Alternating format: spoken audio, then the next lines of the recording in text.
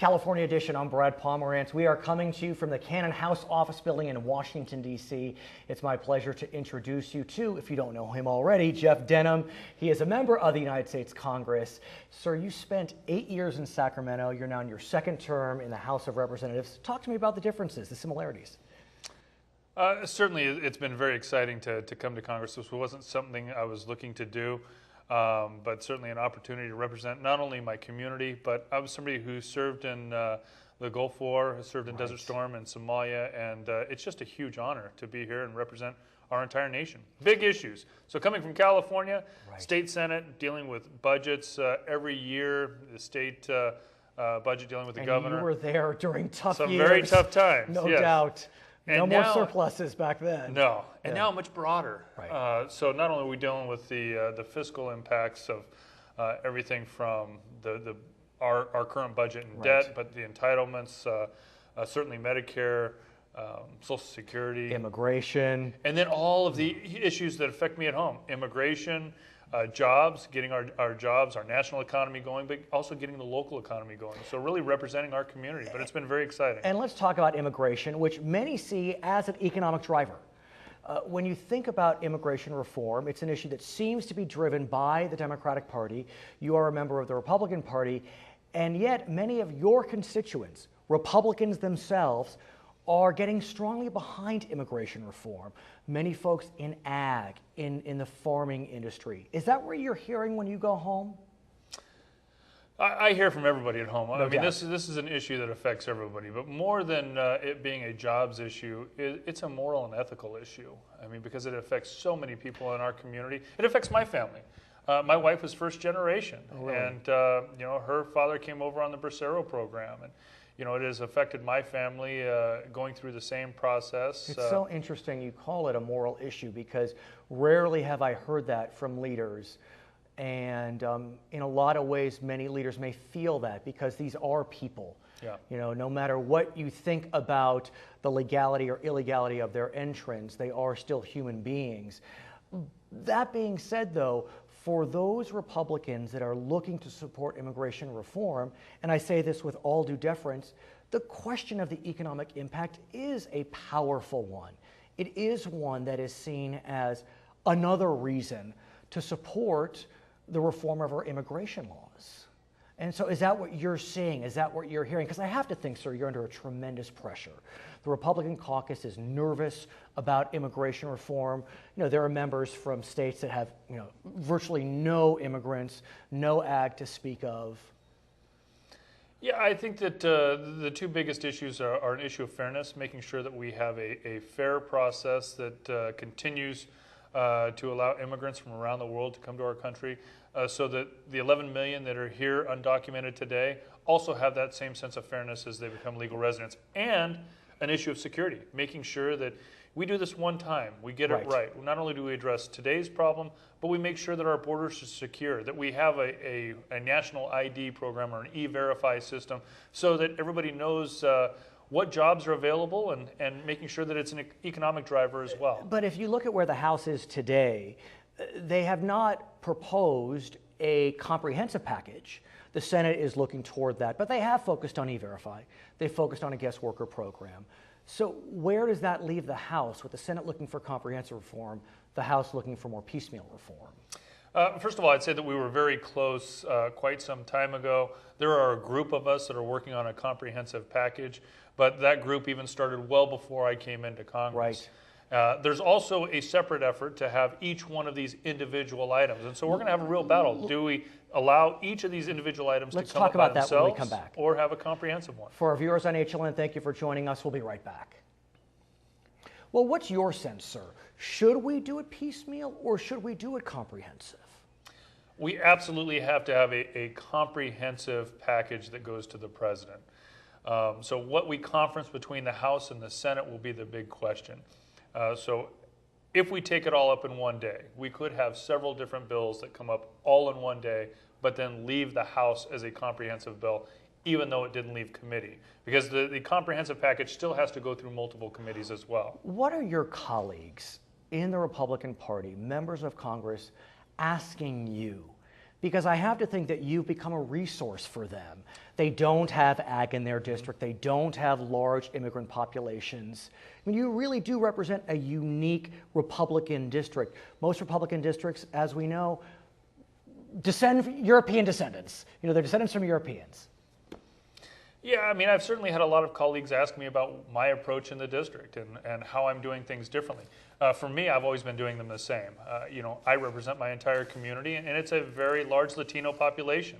And so I speak fluent Spanish, as does my wife, and we go out and not only do radio and TV, but then we're talking within those communities, walking neighbor to neighbor, door to door. I need to know everybody's concern. But this time, I would say the one thing that is different is we've had these huge listening sessions or huge town halls, and rather than doing it in a civic center or a chamber of commerce or even a city council or a board of supervisors chambers, we're actually doing it in churches where people feel comfortable, where if somebody is here undocumented, they are willing to come out and tell us the challenges that they face and the fears that they have, whether it's with their children or with a spouse that may or may not be deported. Right. And because we're having it in that open forum, we're having one listening session had nearly 2,000 people show up, and so we're getting very diverse backgrounds. Right. And so what does that do to you? I mean, how does that make you feel? You're the member. They're putting their hopes, their dreams before you. You can look into their eyes. It's got to be very powerful. It is. It's an opportunity to change a multi-generational problem. Something that it's affected not only California, but our entire country for the last several decades. It's also a huge responsibility. Right.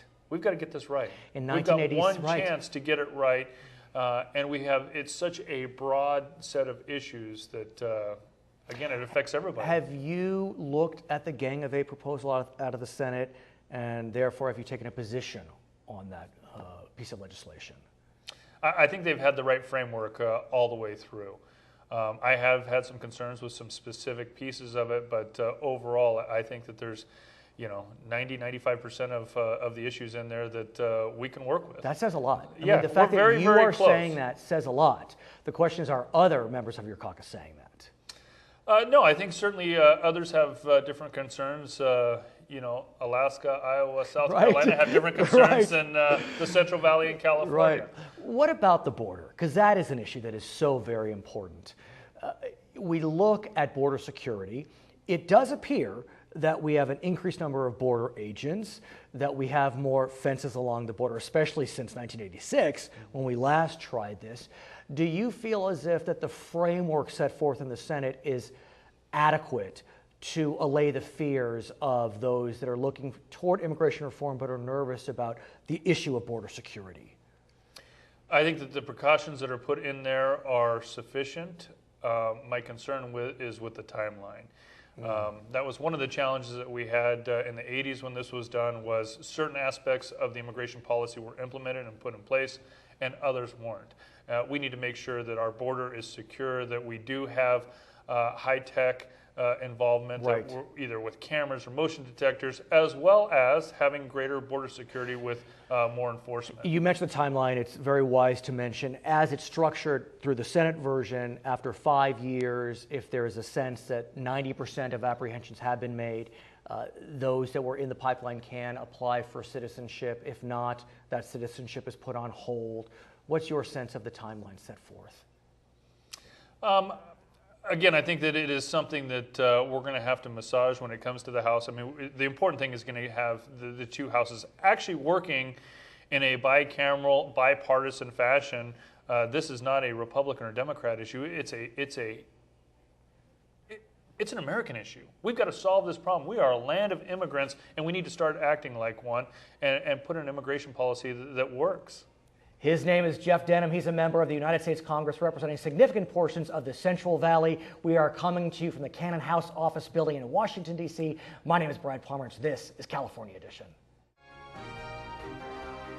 In 2012, how many individuals were apprehended for attempting to illegally cross the United States border from Mexico? The United States Border Patrol reported that nearly 357,000 tried to sneak across the U.S. border from Mexico. This is California Edition. I'm Brad Pomerance. Thank you for joining us. Our guest, Sam Farr, member of the United States Congress representing the state of California. Sir, we thank you so much for joining us. Thank you, Brad. I want to speak with you about an issue that is very important to many Californians, and that's immigration reform. We know that your friends in the Senate have been working diligently to create a comprehensive bill. What's happening with your friends in the House? Well, that's the big question. What's happening with our friends in the House, and particularly with our friends from California, particularly on the Republican side? Right. Because California is an interesting state. It's the one to benefit most from comprehensive immigration reform. And my district has the most number of undocumented farm workers in the United States. And let's talk about that, because there is no doubt that when you look at the numbers in California, most of the farm workers, despite the fact there are special visa programs, are undocumented. As part of the Gang of Eight bill that we know, there is a special provision dealing with farm worker visas working through the Secretary of Agriculture. But when we look at the House side, and I believe that they are looking at a guest worker program, but would it look at the farm worker side? Well, it'll have to, because California is the #1 ag state. It's what we produce is the healthy foods, all of the fresh fruits and vegetables. Or the salad bowl of the nation. Salad bowl of the nation. So where do we go, though? Because look, there is a tremendous fear for supporters of immigration reform that a bill will get out of the Senate, it will be comprehensive, and it will move to the House and die. The only bills that have passed in the last 2 years have been the Senate bills that have been brought to the House. You're right, they die on action, but then there's some conference committees established, and they end up in conference adopting most of the Senate provisions. So I think the pressure will be on, particularly our Republicans from California, whose districts, business interests, the farm, the ag, the farmers, the growers, we have an alliance between the farm workers and the farmers. This hasn't ever done before, for immigration. We have an alliance between the restaurant and restaurant employees. We have alliance between, it's labor and management in every category. But is the pressure dramatic enough on the 15 remaining members of Congress from the Republican Party to buck what may be a very powerful lobbying effort amongst anti-immigration reform advocates? The anti-immigration reform advocates make a lot of noise, but they have no votes. They have no votes. They just threaten and they scream, but they don't have, there's not a politic there. And then if you think about your Republican friends that are not representing California, many of them, their districts are so, I'll just use the word gerrymandered, that they don't have any immigration reform advocates in their midst. I mean, very small minority populations, very small immigrant populations. It's not an issue that's important to them. Well, one of the nice things about your program is that you're doing these interviews. Now remember, our contracts are up for renewal every 2 years. They are. It's not the leadership in Washington of your party. It's not the President of the United States. It's not the special interest groups that controls whether you get reelected. It's only the voters in your district. So you have to be loyal to the voters in your district, and that's why in this form of democracy that we have, it's really a bottoms up, and that is that if the people, the constituents, the workers, the employers, and I believe in California it's in every district, care enough about immigration reform, then the entire California delegation will have to support it or they won't get reelected. But what about outside California? That's the challenge. There are 15 Republicans that represent California who in the Congress, but beyond that, there are a lot of other Republicans. Well, if California Republicans lead, so will others. You get legislators from like kinds of states, of Florida, New York, Illinois, Ohio, all the big states who have the same interests. They'll come along, and you don't need all the Democrats or all the Republicans. You need enough of each. When we come back, I want to speak about gun control, gun rights. Right. We're speaking with Sam Farr. For our viewers on HLN, we thank you for joining us. For our other viewers, we'll be right back. So, Congressman, as you know, California is known to have some of the strictest gun control regulations. That being said, there was a significant bill in the Senate known as Manchin-Toomey that would have done a series of things, including close what's known as the gun show loophole. A lot of excitement behind that bill amongst gun control advocates. It wound up not beating back a filibuster. What's your sense of the future of gun control? Well, I think Harry Reid voted against that to put him in a position so that he can reintroduce the bill, and he could only do that by voting no. So there is an opportunity to bring it up again, and of course it depends on what happens in the districts of those senators up for re-election. And it's interesting you mention that, because there have been a series of polls that have come out with regard to certain members in Arizona, Senator Flake, in New Hampshire, Senator Ayotte, Republican members who have seen their numbers plummet since the bill was defeated by filibuster. Do you feel as if that the public pressure is great enough that at least in the Senate they can get past that 60 vote threshold? Well, I use the Mothers Against Drunk Driving as a good example of where moms, angry and upset that the legislatures wouldn't respond, organized state by state, district by district. Right. And we have drunk driving reforms all over the nation because of them. So we can do the same thing with the angry suburban soccer moms? That's right. At the same time, sir, you know, recently the National Rifle Association had its convention. And there's no doubt that when you heard the members speak from that podium, there was a lot of anger, a lot of enthusiasm. They felt reinvigorated by the fact they were able to defeat Manchin Toomey. And so the question becomes, maybe the bill can get through the Senate, but as we said before, if we go to the House of Representatives, it becomes very difficult. This is just a matter of time. These things will pass, but it's going to take a lot of hard work. We talk in politics about tipping points. We have 50 states. We have 218 members representing those 50 states that need to be a majority, but 435 total. So what happens, and you've seen it in California, you've seen it in New York, you've seen it in Illinois, where these state gun laws, and by the way, there isn't a single debate going on in Washington. It hasn't been the law in California for 25 years. This is something that happened after the Stockton shooting. We banned assault weapons. And let's talk. We banned magazines. Right. We banned, and we require gun locks and safety. And if you don't have your gun lock in your home, even though you own it, and something happens, you've got a liability. So there is tons of gun laws in California. People have lived with it. We have a lot of NRA members in California. They've lived with it. So I just don't know why they don't want to have these background checks. This has nothing to do with Second Amendment. This is sort of a fear factor. I don't like government, and therefore I'm going to use this as a demonstration of why we can't have government making any laws. And you mentioned Stockton, which of course was the beginning of Californians' reevaluation of its gun laws. 5 children were killed as a result of the use of an assault weapon. We do have that assault weapons ban. Senator Feinstein from our state was able to get such a bill passed. And we passed it under Bill Clinton. Right. I mean, when the gun lobby is saying they're taking away our rights, what about what they've taken away, which is the law of the land, which has banned assault weapons? All these federal laws we had in place and enacted under Clinton have been since sunsetted or repealed by the NRA. They're taking away the laws.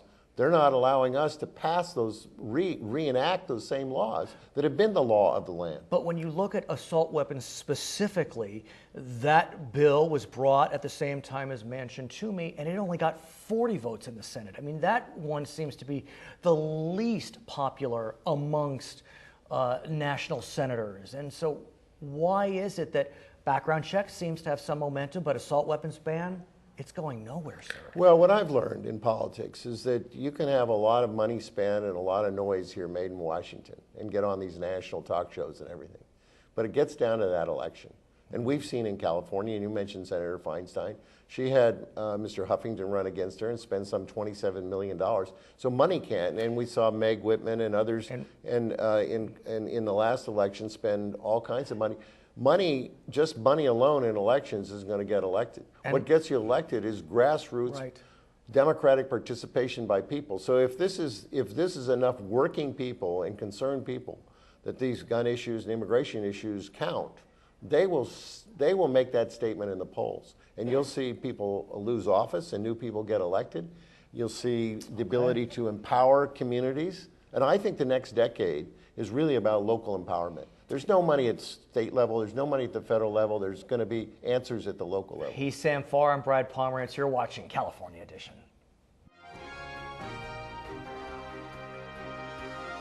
Under the FBI current background check system, how many individuals are barred from purchasing guns?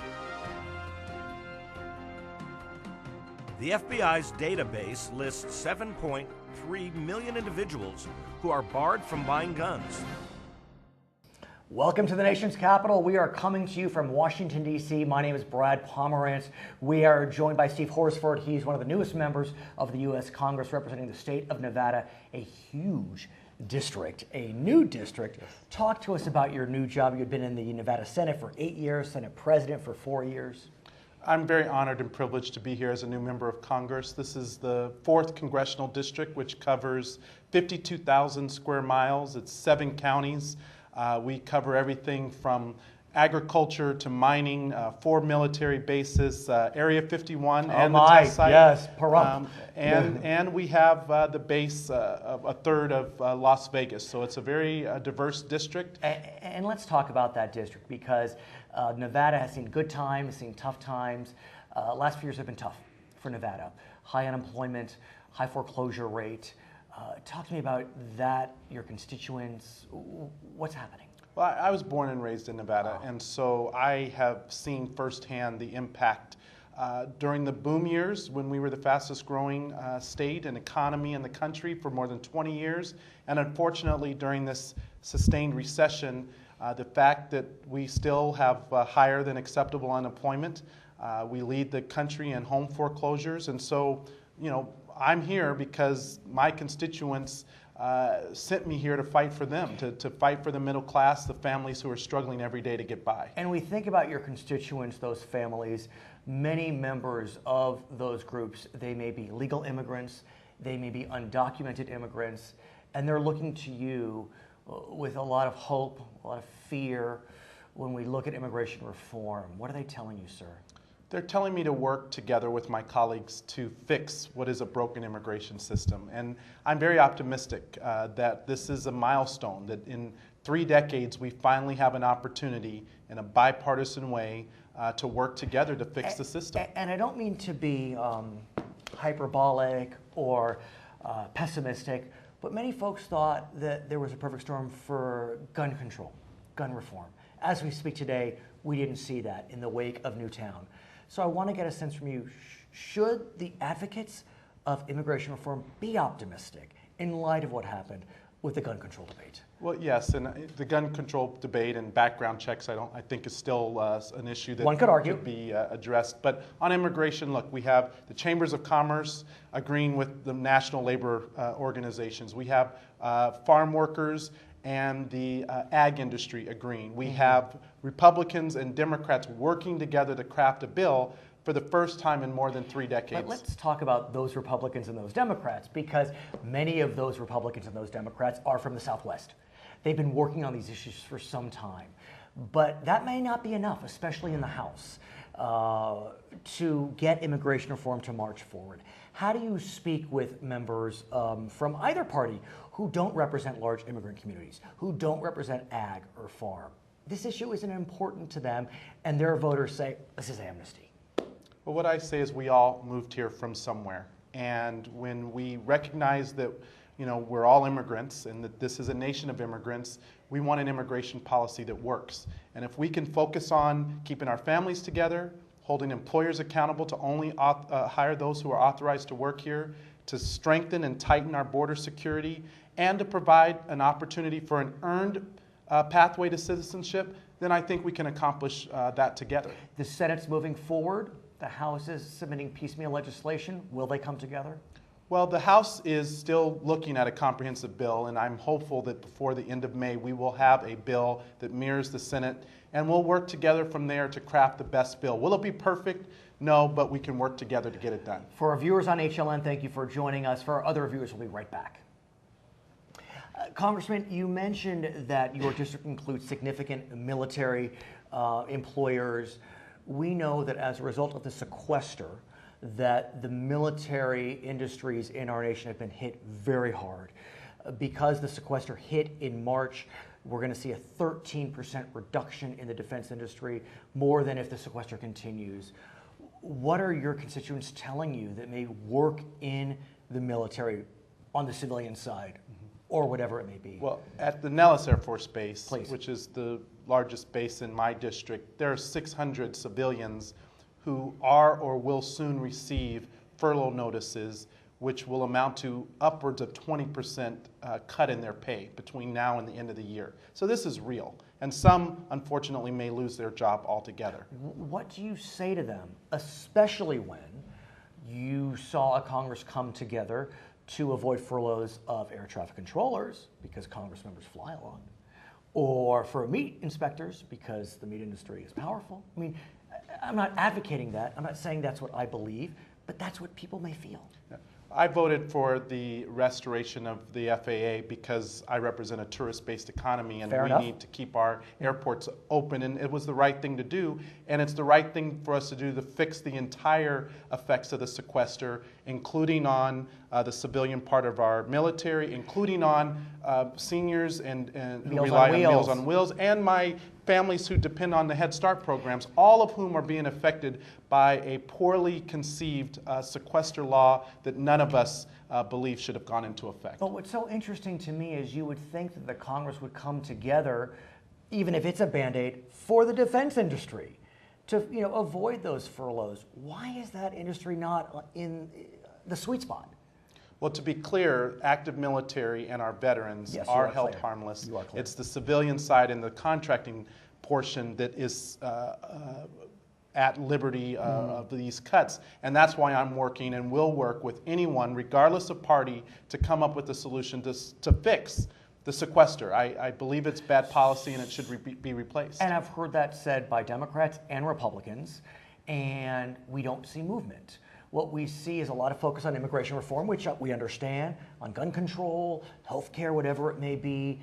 But because the sequester, other than the FAA issue, hasn't hurt us so significantly as we may have expected when everyone said the sky would fall down, it's just not on top of mind. Oh, it's hurting. It's hurting the senior in my district who relies on that Meal on Will program. It's hurting the family member who cannot go to work because they're now not going to get that Head Start slot that allowed that working mom to go back to work. So it's real. It's affecting us.